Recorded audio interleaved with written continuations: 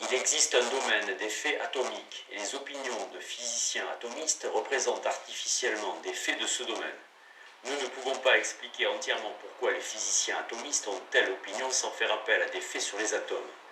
Aucun domaine correspondant de faits normatifs n'est forcé d'apparaître dans une explication complète des raisons pour lesquelles nous avons telle opinion normative. Les faits psychiques et sociaux. Y a-t-il des faits qui concernent les gens et les sociétés ? Les tenants les plus convaincus d'une distinction entre faits et normes sont d'accord pour dire que, dans une pensée normale, nous brouillons cette distinction. Stevenson offre par exemple deux amples modèles d'analyse qui éliminent le vague des termes éthiques de façon différente et quelque peu arbitraire. Le premier modèle limite la référence descriptive des termes éthiques aux attitudes du locuteur, prenant tout le reste de ce qui est transmis comme étant simplement suggéré. Le second modèle traite les termes éthiques comme possédant des descriptions substantielles construites dans leur signification. Harry traite bon comme ayant non seulement une signification d'évaluation, mais aussi divers types de significations factuelles, significations descriptives, conventionnelles et entre guillemets. Nous produisons des jugements épais. Nous n'avons guère de termes pour qualifier la personnalité de quelqu'un sans la soumettre à une évaluation. Nous pouvons mal décrire une personne paresseuse sans la condamner, encore moins une personne cruelle. J'ai accepté tout cela, mais je soutenais encore que, dans un sens important, il n'y a pas de domaine particulier de fait normatif. La question qui se pose maintenant à nous est de savoir si, selon le même critère, il y a des faits psychiques et sociaux. Faisons-nous des jugements psychiques et sociaux qui représentent naturellement leur contenu ? Peut-être pas dans le cours ordinaire de la vie ou rarement. Peut-être que sans concept épais, les pensées ordinaires sur les gens et sur la société seraient appauvries. Appauvries non seulement du point de vue normatif, mais aussi explicatif. J'avais pourtant conçu ma théorie de nos capacités normatives pour donner un certain type d'explication. Le but était de nous comprendre nous-mêmes comme faisant fondamentalement partie de la nature, d'inclure une explication de nous-mêmes dans ce que nous pourrions appeler le noyau galiléen. Le noyau galiléen est notre version de la nature, c'est notre version grossière de la façon dont, au bout du compte, un grand éventail de choses et affaires de physique fondamentale. Cette version inclut la chimie, la biologie moléculaire et la théorie de la sélection naturelle. La vie humaine ne s'intègre pas bien à ce noyau, pas encore en tout cas.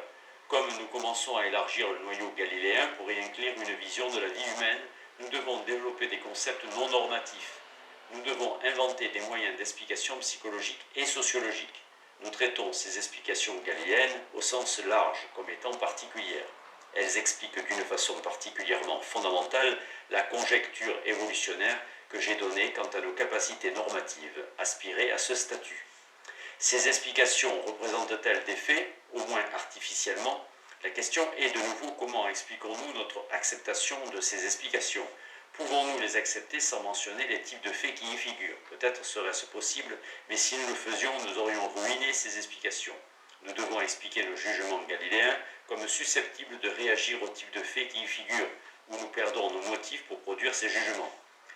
Prenez notre perception que l'humanité a évolué par la sélection naturelle, et supposez que nous en soyons venus à penser, par exemple, que notre acceptation de cette perception pourrait s'expliquer entièrement par le statut social qu'elle donne aux scientifiques. Les scientifiques se sont confusément rendus compte que si les explications darwiniennes étaient acceptées, ils accéderaient au rôle culturel des prêtres. Ils ont été motivés par cette perspective et ils ont eu l'influence culturelle suffisante pour faire accepter cette théorie.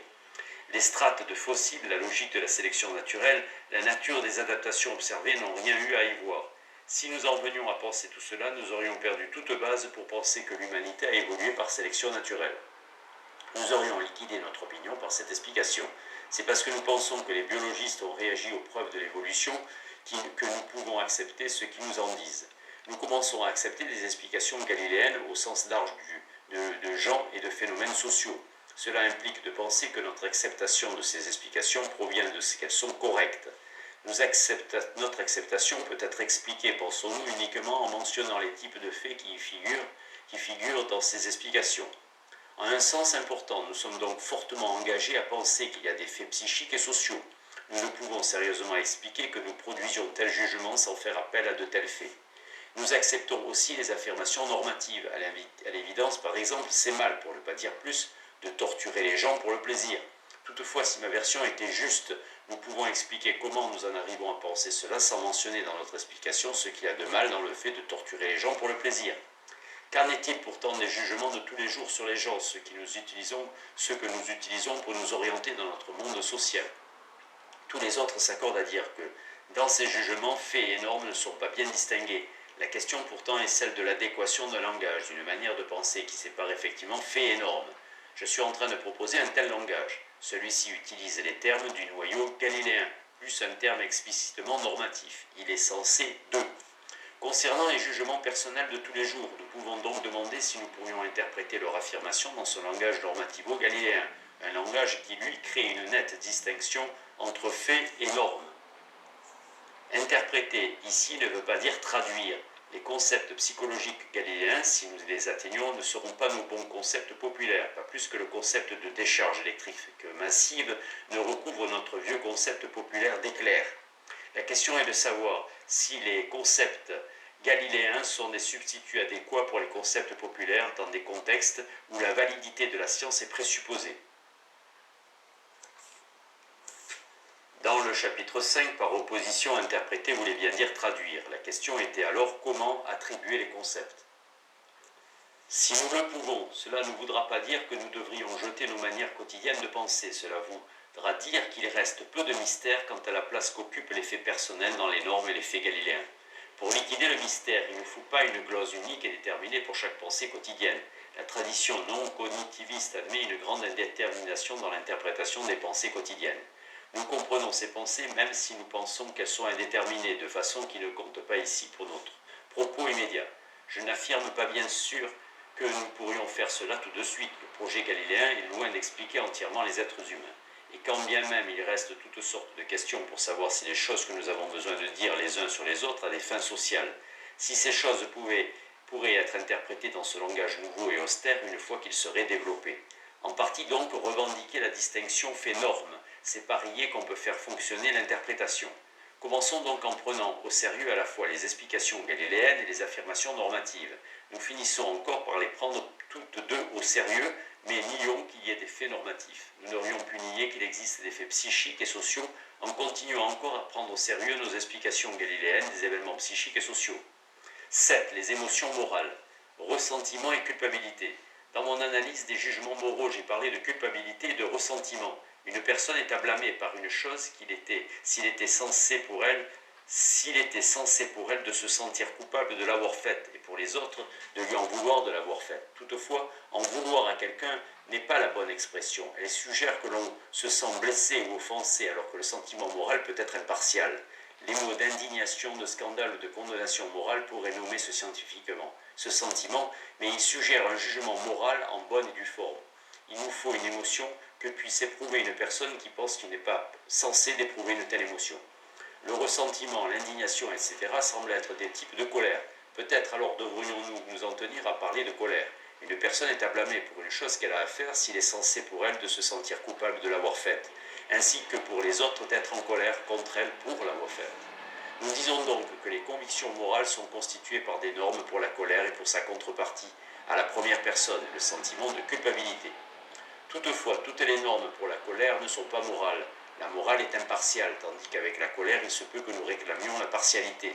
Si on me vole mon chameau, je serai scandalisé. Nous pouvons tous tomber d'accord qu'il est censé pour moi d'être scandalisé. Mais si j'étais scandalisé par le vol lointain du chameau d'un étranger, cela serait curieux. Vous pourriez me dire qu'il n'est pas censé de fulminer sur un lointain vol de chameau. Il y a tellement de choses pires qui se produisent dans le monde. Le degré de colère qu'il est censé que j'éprouve dépend de la façon dont le vol me concerne. Le degré auquel le voleur est à blâmer ne dépend pas de cela. Une explication de la signification des termes moraux doit tenir compte de ces points de vue. Elle ne devrait pas les exclure comme étant absurdes. Alors que pensons-nous des liens de la colère à la culpabilité? Le degré auquel le voleur est à blâmer n'est pas de manière simple et directe, fonction du degré de colère qu'il est censé éprouver à son encontre. Même quand le vol lointain d'un chameau est véritablement scandaleux, il se peut que je me scandalise de manière excessive. Mon problème n'est pas que je prends le vol dans son ensemble trop au sérieux. Nous admettons que le vol est sérieux si nous pensons qu'il est censé pour moi de me scandaliser quand je découvre qu'on m'a volé mon chameau. Mon problème pourrait être que mes sentiments sont mobilisés, engaged, de façon déraisonnable. Il est certes censé d'être choqué et irrité quand des actes lointains sont particulièrement détestables. Il est même censé de mobiliser de temps en temps nos sentiments dans des fictions. Mais il n'est pas du tout censé de passer sa vie avec des sentiments absolument impartiaux. Chacun de nous a besoin de sentiments qui soient particulièrement mobilisés par lui et par d'autres gens particuliers. Ce sont seulement de petites portions de vie humaine qui peuvent revendiquer le plein de nos émotions. La question du degré auquel nos sentiments doivent être mobilisés dans une situation est donc bien distincte de celle du sentiment que doit nous inspirer une complète mobilisation, engagement de nos sentiments. Nous pouvons accepter des normes pour les deux cas. Il est possible que, pour la mobilisation, les normes que nous acceptons permettent à la proximité, à l'amour et aux relations de compter, et il est possible aussi qu'elles ouvrent les vannes à des torrents de sentimentalité et à des tourbillons de fascination. D'un autre côté, des normes morales laissent à part la question du degré de mobilisation dans lequel doivent se trouver nos sentiments. Ce sont des normes qui nous disent ce que nous devons éprouver dans le cadre d'une mobilisation complète et impartiale. Une mobilisation complète est une conscience vive de toutes les choses génériques qui affecteraient nos sentiments à l'égard d'une situation. De plus, elle exige un loisir contemplatif, sans aucune distraction, car réagissant à une urgence, je pourrais avoir une vive conscience de tout ce que cela impliquait sans avoir le temps d'éprouver des sentiments. Les normes sociales, les normes morales nous disent quoi éprouver à partir seulement d'un point de vue donné particulier, un point de vue qu'il n'est pas toujours censé de prendre. Pour la colère, il s'agit d'un point de vue de mobilisation complète et impartiale. Pour la culpabilité, c'est une mobilisation par un aspect de notre propre place dans le monde. Les normes morales coordonnent la colère et la culpabilité qu'il est censé d'éprouver à partir de ces points de vue particuliers. Et à leur tour, ces points de vue auront un rapport avec les sentiments qu'il est censé d'avoir dans le courant de la vie. Les sentiments d'une personne ne sont pas souvent impartiaux et complètement mobilisés, mais ils ont néanmoins besoin d'être coordonnés dans une certaine mesure avec les sentiments des autres. Les différentes choses que cette personne éprouve quant à elle, à ses qualités et ses actions, devront être coordonnées dans une certaine mesure avec les choses que les autres éprouvent à son sujet, ou bien ces sentiments pourraient la pousser à agir à son détriment. Il est possible que cette coordination doit encourager par un jugement commun sur le sentiment qu'il serait censé d'éprouver à partir du point de vue d'une mobilisation pleine et impartiale. Des problèmes pour les émotions. Nous avons des normes non seulement pour la conduite et pour l'opinion, mais pour les émotions. Cela explique le jugement moral. Dans une exception étroite, la morale s'occupe des émotions morales qu'il est censé d'avoir du point de vue d'une mobilisation complète et impartiale. Elle s'occupe des choses pour lesquelles, si nous les avons commises, il est censé de se sentir coupable et si d'autres les ont commises, d'éprouver de la colère à leur encontre. Or, d'après certaines explications de l'émotion, c'est là prendre les choses à l'envers. On nous dit que la colère et le sentiment de culpabilité comprennent eux-mêmes des jugements moraux. Être en colère contre une personne, c'est en partie juger qu'elle a commis quelque chose de mal, et se sentir coupable, c'est en partie juger avoir mal agi soi-même. Nous ne saurions expliquer les jugements moraux en termes de culpabilité et de colère, car nous devons expliquer la culpabilité et la colère en termes de jugements moraux.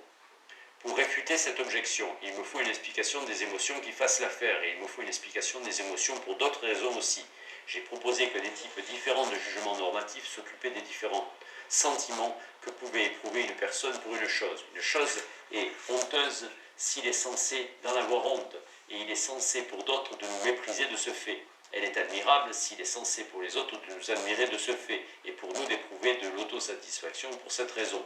Des cultures différentes mettent l'accent sur des émotions différentes pour des fins éthiques. Au sens large, nous mettons l'accent sur la culpabilité alors que d'autres mettent l'accent sur la honte ou sur la peur. De là vient que nous pouvons demander de manière intelligible si une culture donnée a vraiment une morale dans ce sens étroit. Et cela revient à demander si elle a des normes pour la culpabilité et à la colère. Et nous pouvons même peser si c'est une bonne chose d'avoir nous-mêmes une morale, quand d'autres types de normes possibles pourraient remplir bon nombre de mêmes finalités. Or, tout ceci semble présupposer que des termes comme culpabilité, honte et peur désignent des émotions distinctes et que nous puissions parler de ces différentes émotions d'une façon qui ait une signification en nous-mêmes ainsi que chez des peuples qui ont des normes bien différentes des nôtres. Un groupe met l'accent sur certaines émotions et les raffine, et en laisse d'autres opérer sur les marges de la vie discursive. Ces personnes ont pourtant des émotions que nous pouvons nous-mêmes désigner et distinguer. On peut toutefois mettre en doute les attributions d'émotions d'une culture vers une autre. Les termes mêmes dans lesquels des cultures différentes expriment des émotions résistent à la traduction.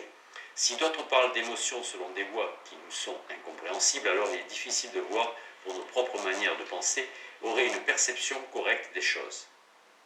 Il est possible que les peuples exotiques soient tout le contraire de scientifiques quand ils parlent d'émotions, mais c'est le cas pour nous aussi. Quand nous parlons de culpabilité, de honte, de satisfaction, etc., nous n'empruntons pas nos termes à un vocabulaire scientifique spécialisé et raffiné de façon systématique par l'observation et l'expérimentation. Nous parlons en termes populaires et le rapport qui peut exister entre notre psychologie populaire et une psychologie scientifique, au fondement clair, est une question âprement discutée dans la philosophie de l'esprit à l'heure actuelle. Voir Stick 1983. Or, si les psychologies populaires de peuples différents sont totalement incompatibles, peut-être la question est-elle réglée. Si nous avons raison avec les autres, alors les autres se sont fourvoyés, et pourtant nous n'avons aucune raison de penser que notre propre tradition est particulièrement fiable. La seule méthode raisonnable est de se méfier de toute psychologie traditionnelle, y compris de la nôtre.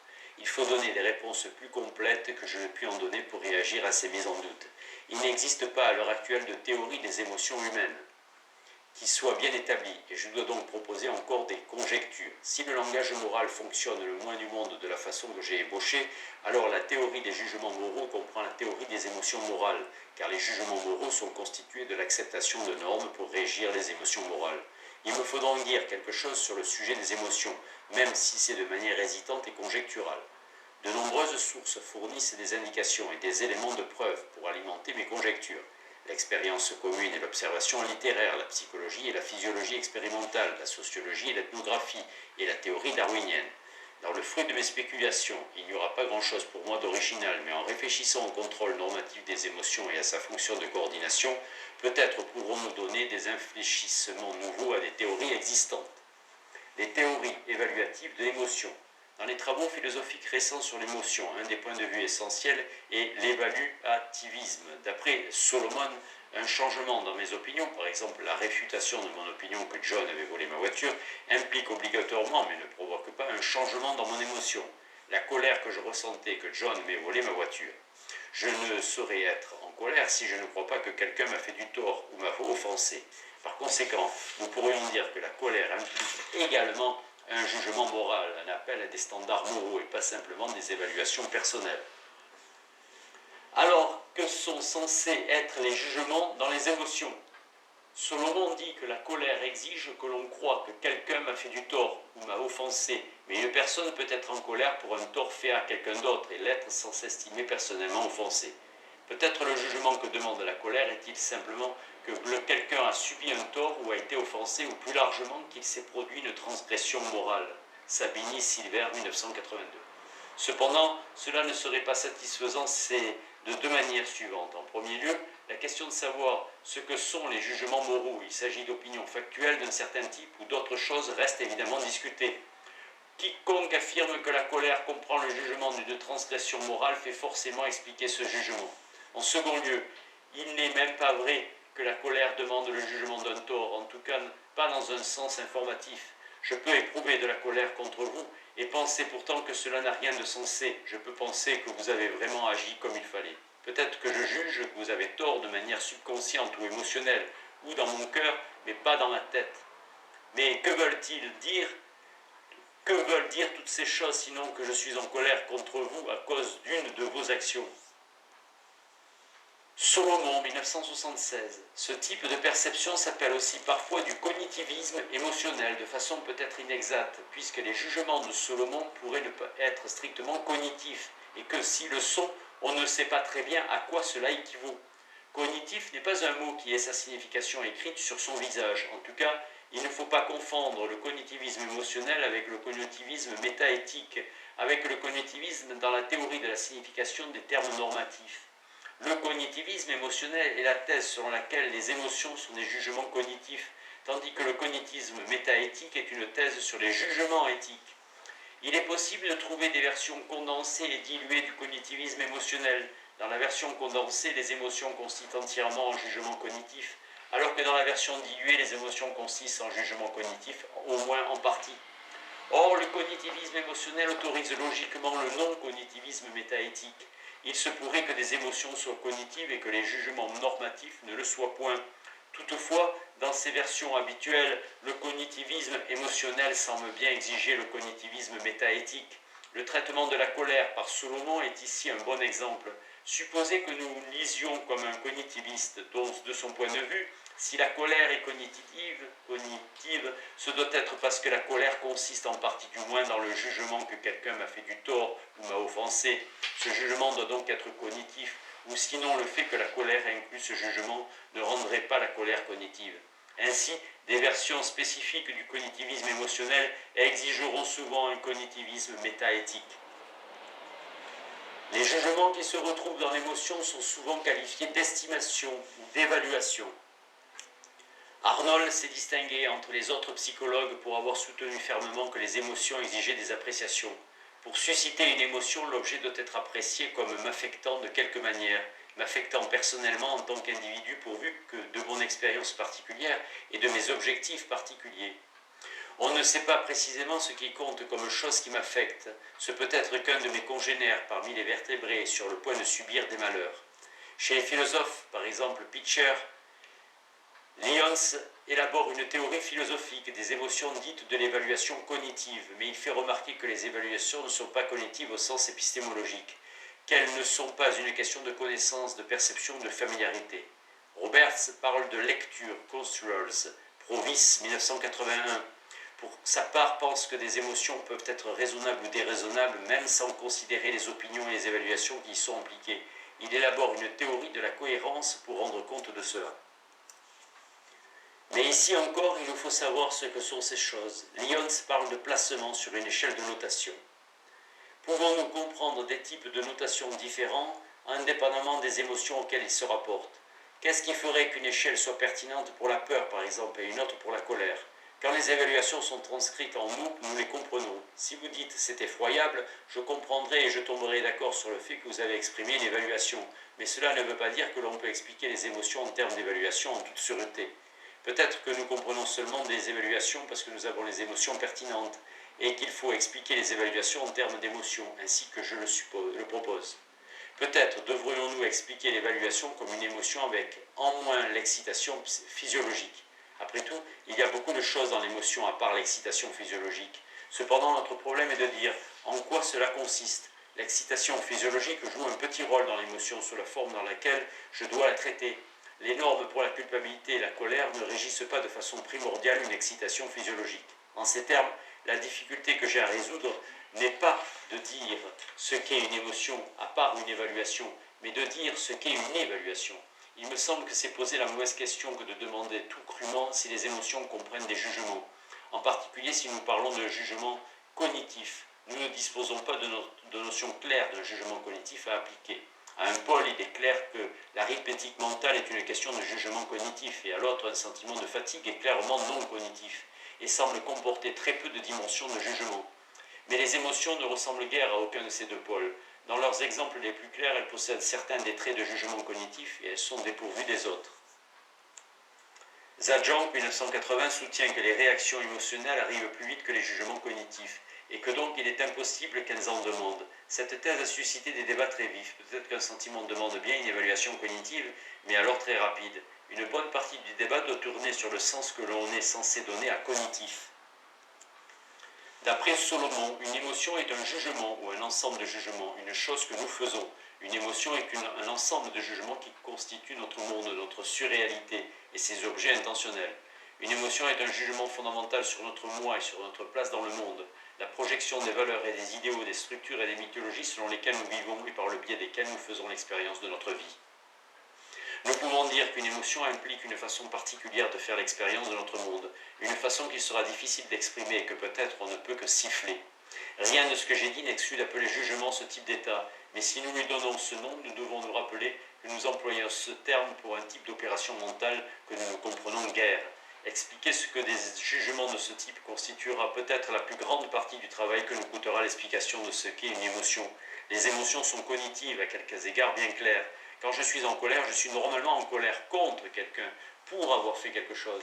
Une colère normale est orientée de façon différente, des bouffées de chaleur et des chatouilles. Il est possible qu'une colère anormale soit sans orientation, mais la colère normale dirigée n'est pas la simple addition de cette colère sans orientation et d'une opinion. Une théorie des émotions doit donc expliquer comment la culpabilité et la colère peuvent porter sur quelque chose. Dans la suite de ce chapitre, je vais explorer deux tableaux des émotions humaines. Chacun explique comment des émotions peuvent porter sur quelque chose, et chacun permet une régie normative des émotions. D'après le premier tableau, une émotion est un syndrome par adaptation d'un point de vue biologique. Ces symptômes sont des expressions et des tendances à l'action typique et ce syndrome réagit de manière typique à une classe particulière de situation. D'après l'autre tableau, la classification par une personne de ses sentiments ou de sa situation, son auto-attribution joue un rôle crucial dans le fonctionnement d'une émotion. Et nous pouvons seulement distinguer les émotions selon les manières différentes dont les gens se conçoivent eux-mêmes et conçoivent leur situation. Les deux tableaux possèdent une certaine vraisemblance et l'expressivisme normatif peut accepter l'un comme l'autre. Les émotions animales comme syndrome par adaptation. Pour comprendre les émotions humaines, commencer par les bêtes. On retarde ainsi les complications. Pensez à un chien qui voit un autre chien s'approcher de son territoire. Le chien se dresse et prend une pose d'un type particulier. Ou bien il court le long en large. Il aboie, il est tout prêt à attaquer si l'autre chien continue à approcher. Ce tableau combine des traits de divers types. Une cause, l'intrusion territoriale, un comportement expressif, l'aboiement et la prise de pose menaçante, et d'autres tendances de comportement, le chien est tout prêt à l'attaque. Dans tout ceci, où est l'émotion ? Nous ne supposons pas que ce modèle apparaisse par magie ou par hasard. Le chien est spécialement construit de manière à réagir sous ces formes à l'intrusion. Il y a un état du chien, vraisemblablement un état de ses neurones et de son système endocrinien, se tend à être activé par certains types d'événements dont l'intrusion territoriale constitue un parfait exemple. Cet état mène à des types particuliers d'expressions franches, les aboiements, etc., et prépare le chien pour des types particuliers d'action, l'attaque. La combinaison de ces éléments constitue un syndrome, et l'émotion est tout état de l'organisme qui se cache derrière ce syndrome. Il s'agit de tout état qui a ses causes typiques, s'exprime sous ses formes de façon typique et tend à ces types d'actions.